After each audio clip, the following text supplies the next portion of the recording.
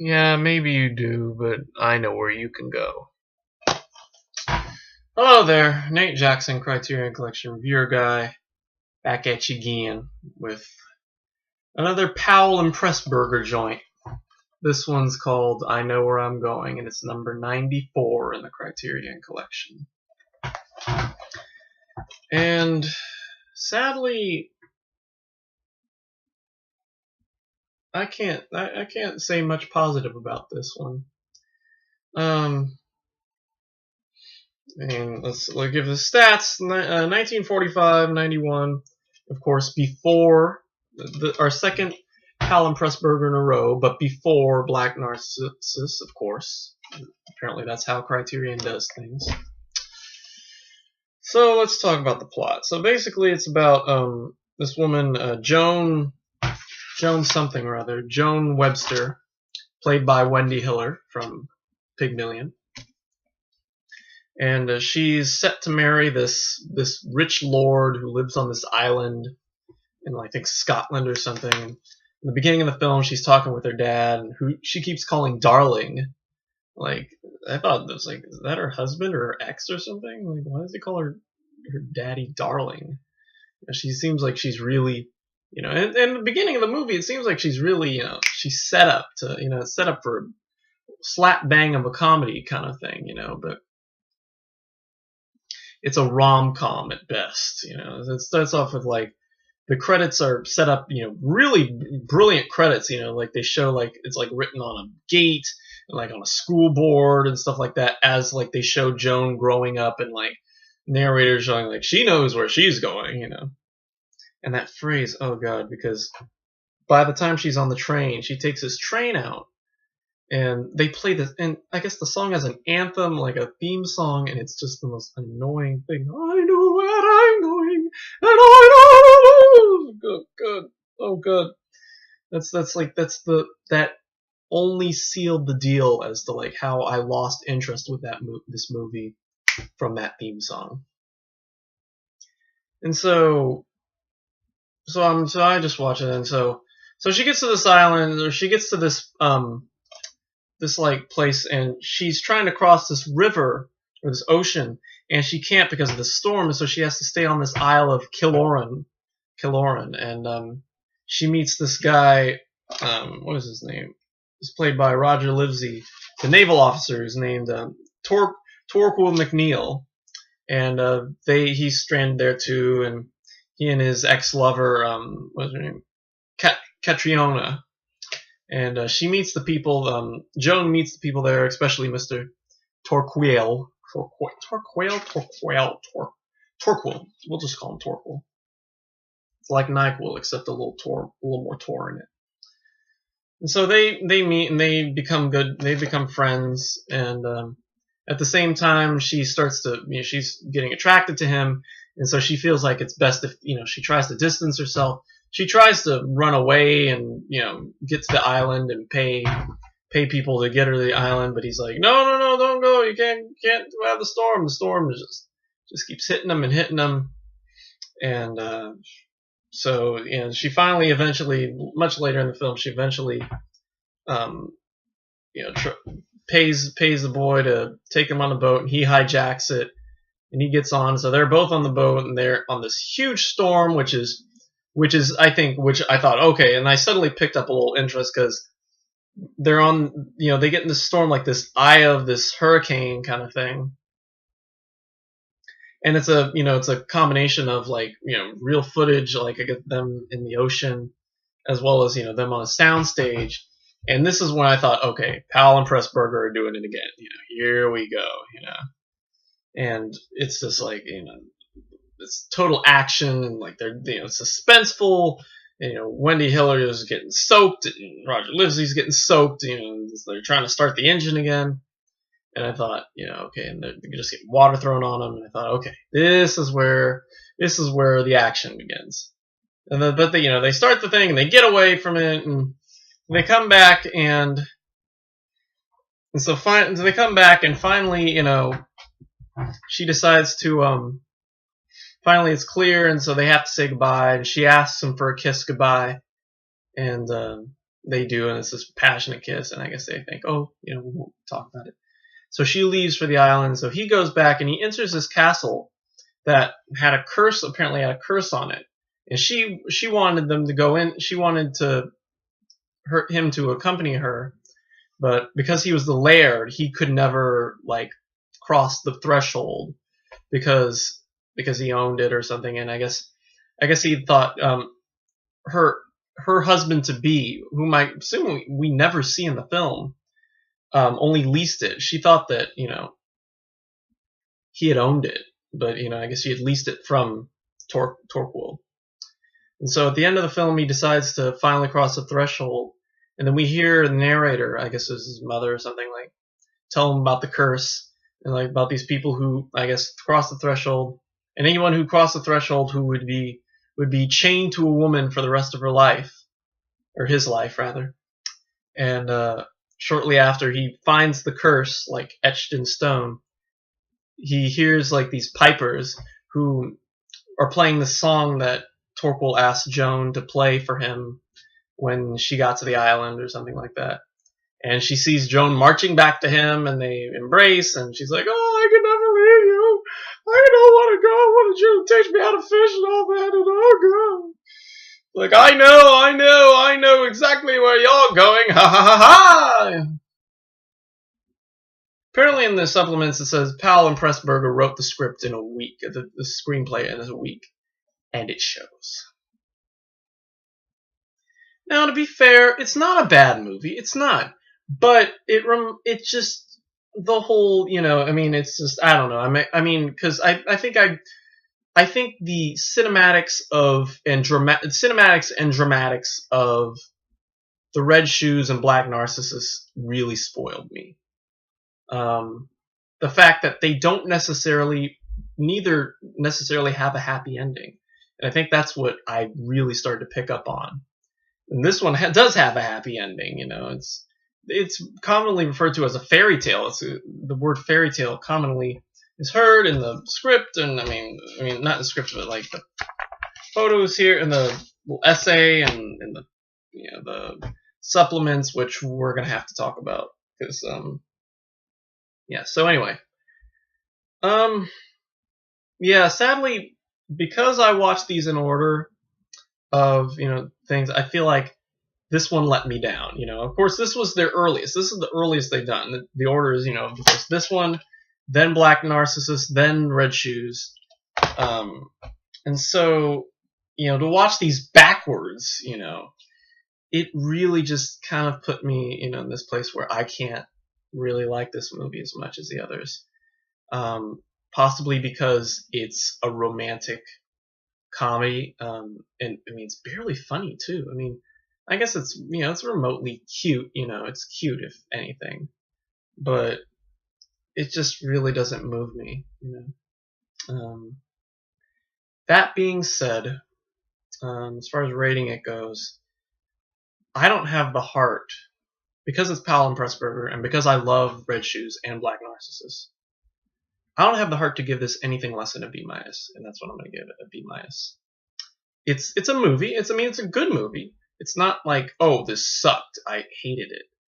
But it's not interesting. It's not as interesting. It's when compared to Red Shoes and Black Narcissus, it's just come on now. Where are you going with this? Where are you going? Because I don't know where you're going. You might be saying I know where you're going, but anyway, B-.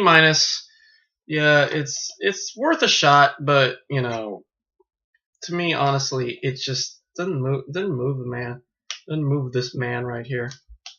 Yeah, but Powell and Pressburger, there's some nice shots. Like I said, the whole scene with them on the boat, it's worth it to see the cinematography there.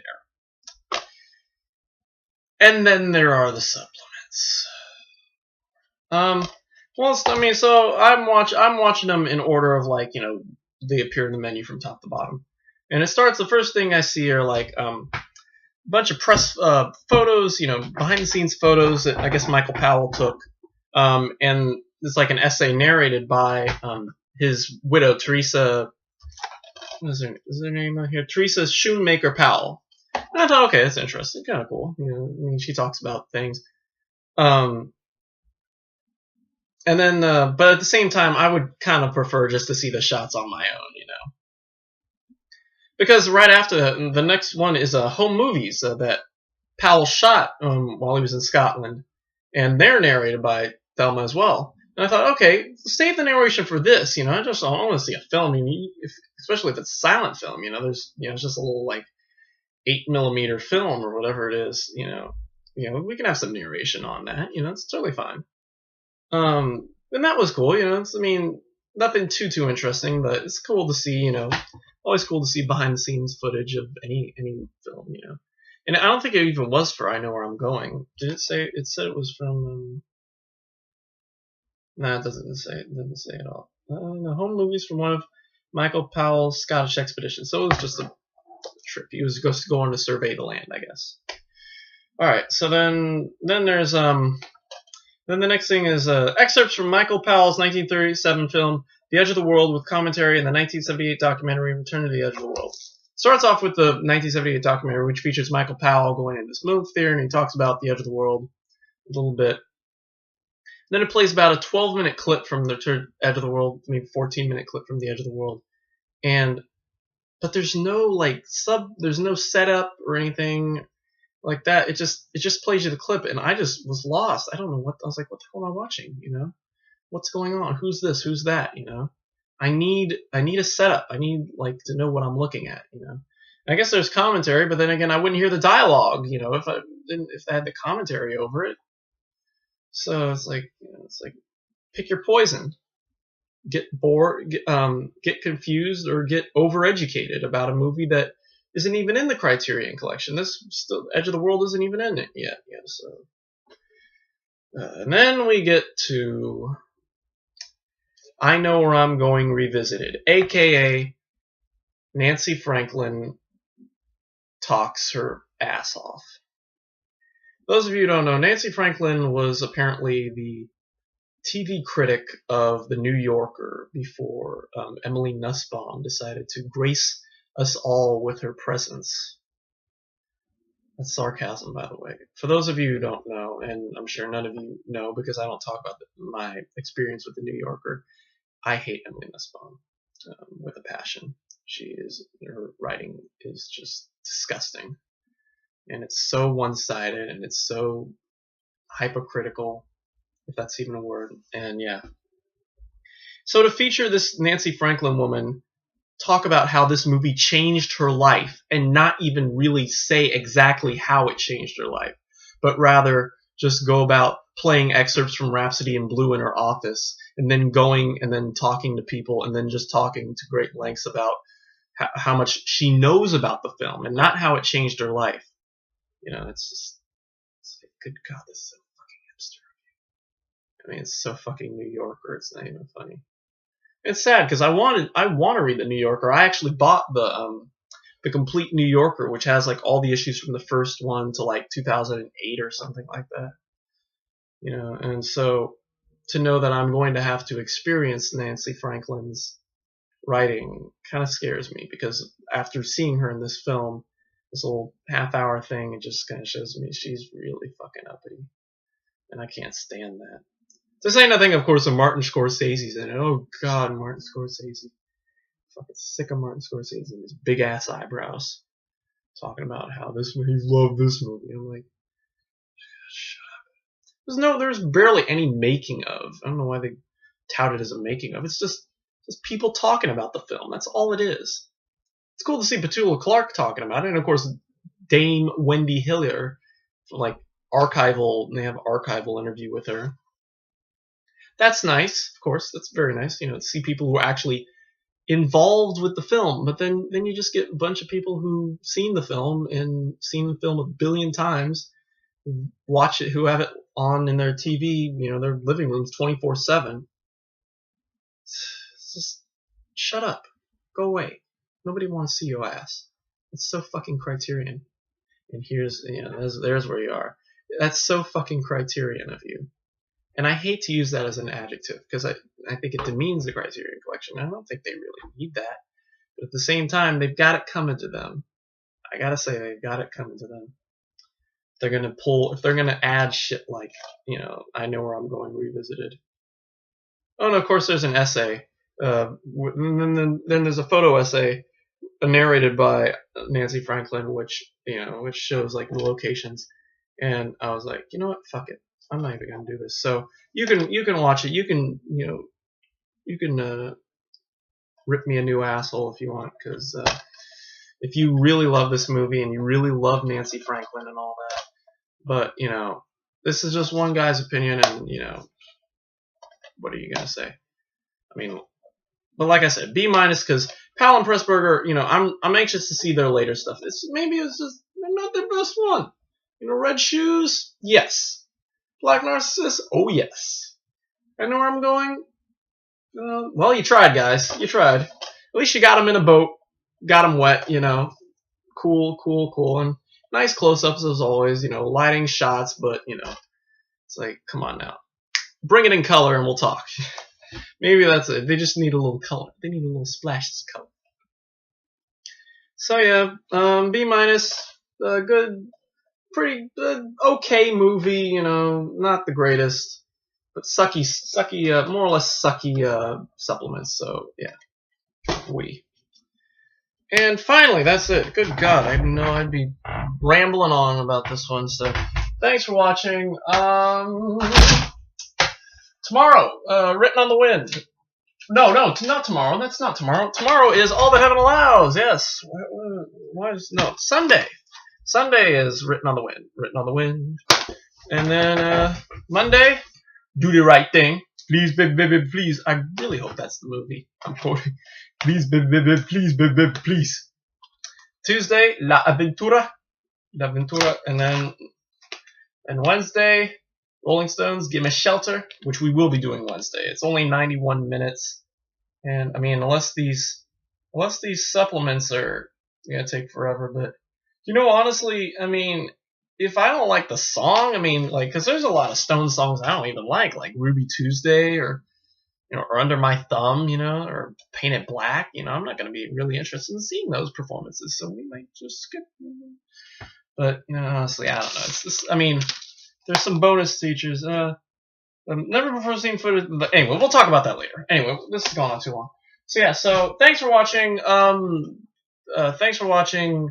If you know where you're going, don't go to Nancy, or if you know where you're going, go to Nancy Franklin and punch her in the mouth or something, because she's, you know, but you know, actually, just give her a slap in the face, but punch Emily Nussbaum in the mouth.